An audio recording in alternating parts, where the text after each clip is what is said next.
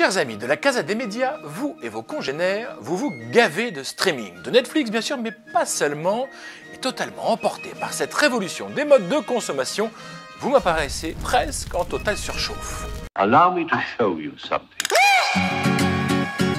Une étude du cabinet Ampère révèle que plus que jamais les Européens et les Américains consomment de la vidéo à la demande par abonnement.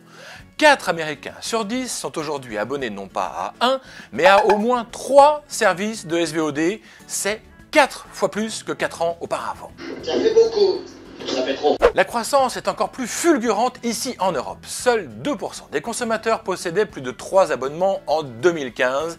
Imaginez un peu, c'est aujourd'hui 10 fois plus. Et la situation ne devrait pas s'améliorer. Selon Ampère, cette accumulation de services devrait se poursuivre tout au long de cette année, alors qu'après le lancement de Disney+ et d'Apple TV+, d'autres nouveautés sont attendues sur le marché de la vidéo à la demande par abonnement.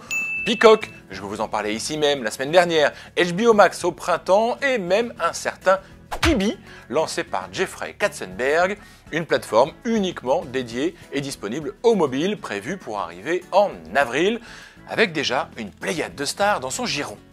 Ouais, ça va être bien. Alors, conséquence de ces abonnements multiples, le cabinet Ampère révèle que les consommateurs doivent faire des choix et que ceux-ci se font au détriment de la télévision payante. C'est donc sans surprise qu'en fin d'année dernière, les résiliations d'abonnements au câble et au satellite ont atteint un nombre record aux États-Unis. C'est sans doute pour s'éviter d'être emporté par ce dégagisme télévisuel qu'en France, Canal+ a noué toute une série d'accords pour se muer en agrégateur de contenu.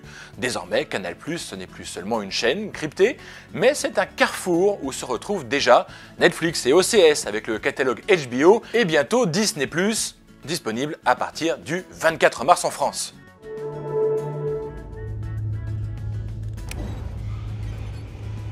Et Canal fait plutôt bien de jouer la complémentarité. Il y a aujourd'hui en France un peu plus d'1 million de personnes qui cumulent un abonnement à Canal+ et à Netflix.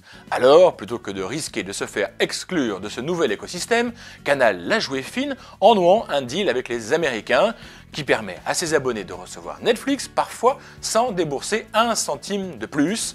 Et selon les premiers retours, cette nouvelle offre marche, je cite, très fort. Je peux vous dire que Johnny Hallyday au Stade de France à côté, c'est un Playmobil dans un évier, hein. Peut-être de quoi sauver le soldat Canal. En vous remerciant, bonsoir. Those who can hear me, I say, do not despair.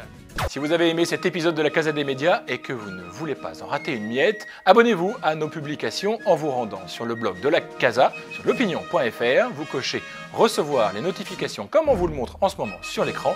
Et bien sûr, vous partagez nos vidéos sur les internets, les réseaux sociaux et même sur 3615, la Casa des Médias.